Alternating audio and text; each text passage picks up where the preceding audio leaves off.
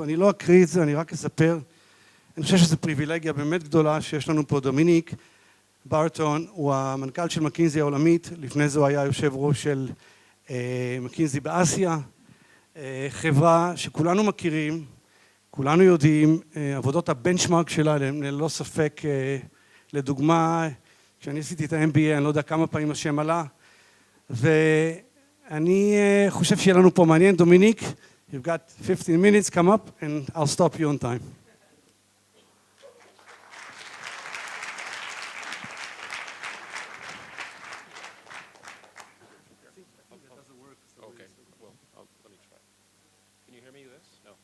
Is this okay? Right. So you'll grab me if I'm going on for 15. You'll beat me down. First of all, it's a privilege to be here. What I wanted to do just in the 15 minutes was try and cover three things. The first is give a bit of an overview of why we think we are living actually in historic times. If we think about the last 150 years, I at least believe, and I think in our firm we believe, that this next 10 to 15 years will be historic in terms of the amount of change and the speed of change that's going on. Secondly, to talk briefly about what we're seeing various organizations around the world in dealing with this type of change that's going on, and then also talk a little bit about McKinsey, because we are not immune. Even though we don't like to take our own medicine, we need to, and we also need to change as this world moves faster and faster. So just to give a bit of an overview of some of the changes that are going on, at least from our vantage point, and why we think that's going to mean tremendous opportunities, but also challenges for every organization on the planet. And there are basically 5 of these big forces that are going on today. Each one of them themselves, in our view, would be tectonic in terms of what could happen. The first is this rebalancing of the world, and in the earlier panel this morning, Jim O'Neill and others have talked about BRICS and so forth. What we want to talk about is the rapid and significant rebalancing of the world towards the emerging markets. It's not only to Asia and Latin America, but also to Africa. And just to put some numbers on it, there will be 900 million new middle-class consumers in the next 5 years just in Asia. Okay, we've not seen that level of growth ever in our history, that size, and we're just beginning.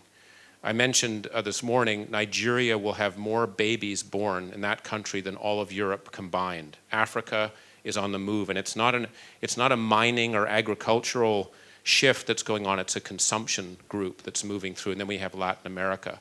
A lot of the old trade routes from 1,000 years ago, like the Silk Road that went from this part of the world and Turkey into North Asia, are actually the fastest growing trading routes today on Earth in terms of where things move. There'll be $10 trillion of infrastructure that's going to have to be spent to deal with this growth in these markets.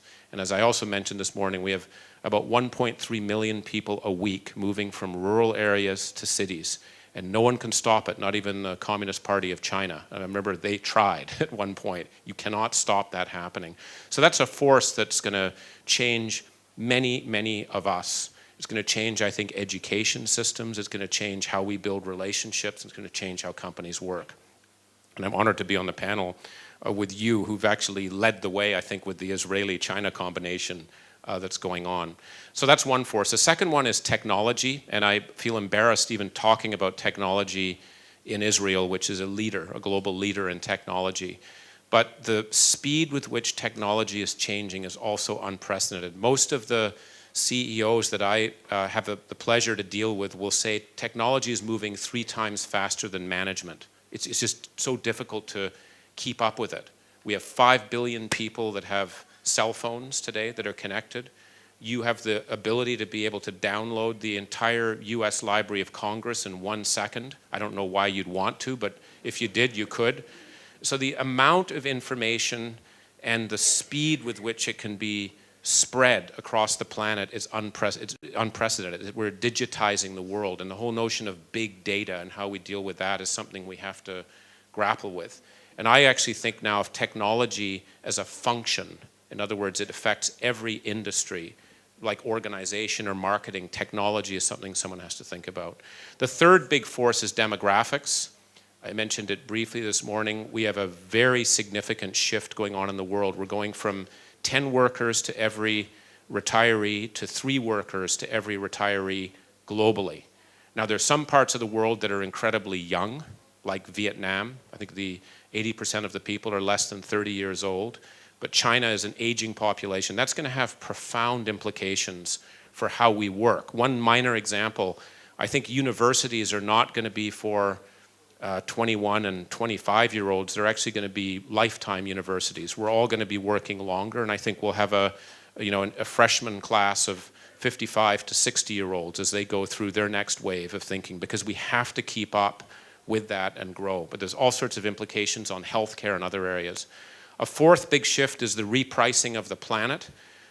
With those 900 million consumers all buying scooters and cell phones and refrigerators and so forth, they need resources. They need food in particular. And we are going to see an unprecedented increase in demand for commodities. We think that, for example, water, there will be an over-demand of water versus supply of 40% by 2030 if we don't use some of the technology that we have today, some of the technology, by the way, that's being developed in Israel. But this is going to represent a big challenge and opportunity. A lot of wars are caused over water. My own personal view on the Himalayas and Tibet and so forth is it's as much about water as it is about religious issues that are going on. That's the hot point for 6 of the biggest rivers on the planet. So this repricing of the planet is there. And the final one is just the market state. The governments are under increasing strain, and they don't have the wherewithal to be able to deal with all the issues. But the one big force that we worry a lot about is inequality. Rising inequality will be one of the biggest challenges to our economic system. And Tony Judt, who I'm a favorite, he's one of my favorite writers. Unfortunately, he died about 2 years ago, wrote about this being the biggest force against capitalism. It's not going to be communism or it's inequality. And we have 50 million youth unemployed in Europe. That is a number that is staggering in where it is, and it's not acceptable, and we can't rely on government to do it. So anyway, I blattered on for a bit too long on these shifts. So what does all that mean? I go back to a classic, probably boring McKinsey framework, which is the 7S model. That's how we always looked at organizations. I'm not going to go through all the S's. That's how we sort of, strategy, structure, style, systems, staff, and all this. I'm not going to go through it, but pick a couple that I think will illustrate it. The first, in terms of strategy, as Yoram said, and I fully agree with you, this idea we used to have that you could lay out a strategy for 5 years and then kind of sit back and try and operate it is over. I mean, we were talking about needing to do it every 2 years. I actually think it's a continuous process now. You have to keep thinking about it. Think if you were Nokia. 4 years ago, you would never have imagined that Apple and Google would even be competitors. They weren't even in your space.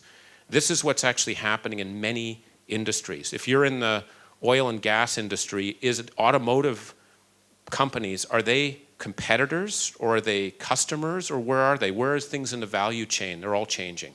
So strategy, how we think about strategy has to change. And the most important element of that, we would say, is you have to challenge every one of your orthodoxies. We all have beliefs about how our business works. We believe that X is our customer and Y is our suppliers, and we've always done it this way.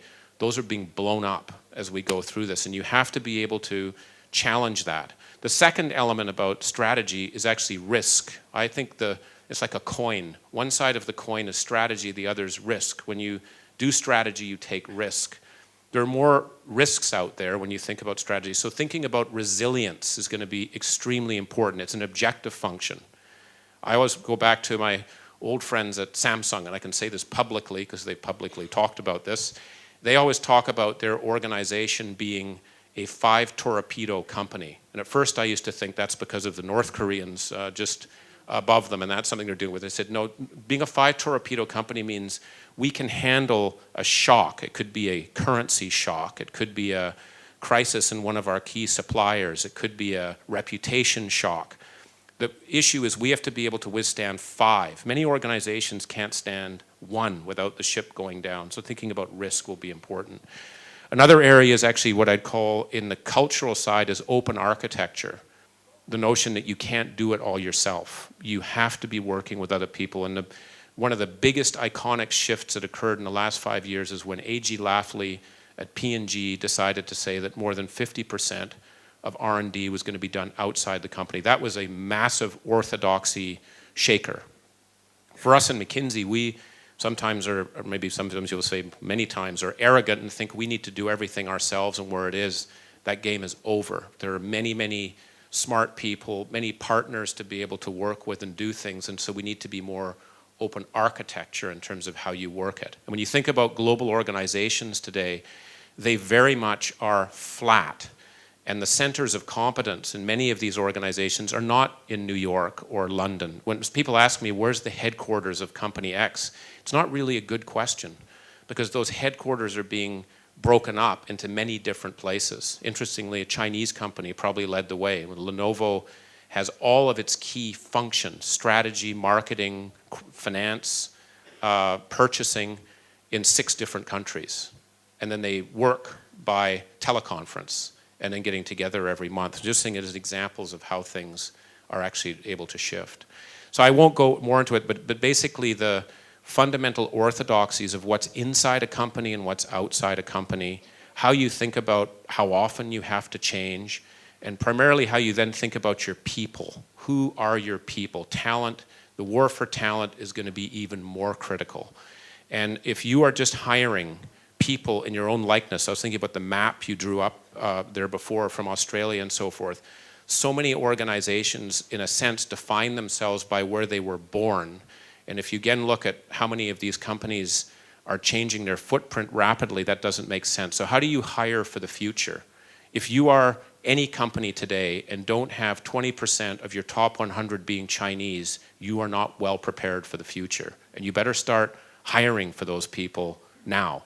And so there's another element of what we need to look at. The final comment I would just make is that I have too many. Okay, I'm just worried he's going to yank me off here. I'm just, when we talked about our 7 S's, I haven't gone through our 7 S's. I would formally, with my colleagues from McKinsey's permission, like to add an 8th S, which is speed. Metabolic rate, and how fast you can make decisions and how you can shift and change a portfolio is going to be very important. And it's always difficult for incumbents to change. As many people have talked, there's the attacker's advantage. It's very difficult to get rid of something that's always held you well in the past.